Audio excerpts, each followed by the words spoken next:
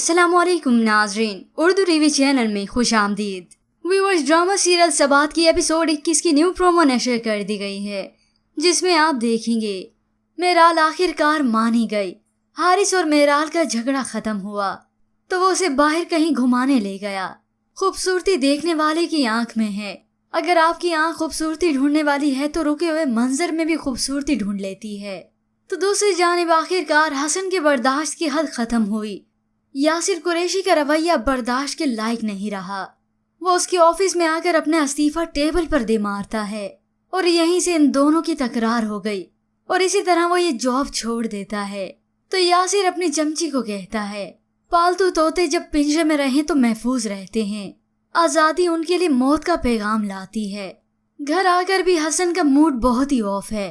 अनाया की तो जॉब में काफी प्रमोशंस हो चुकी हैं, मगर हसन अपनी नौकरी भी ना निभा पाया, जिसकी वजह से वक्त गुजरने के साथ वो एहसास कमतरी का शिकार हो रहा है और अनाया को इग्नोर अलग से करता है।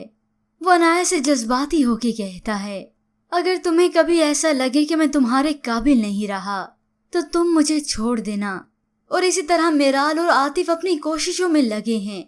आतिफ हसन को बदगुमान करने की कोई कसर नहीं छोड़ता, जिसकी वजह से अब वो अपनी जॉब को लेकर और फिर अनाया को लेकर भी बहुत ही परेशान है।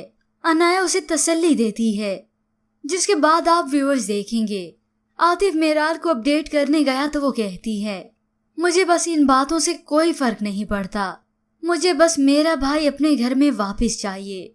अब व्यूअर्स, आपके ख्याल में इतना सब कुछ हो जाने के बाद हसन क्या खुद को संभाल पाएगा, या इस सब के बाद फरीद साहब अपने बेटे को अपने ऑफिस में वापस बुला लेंगे?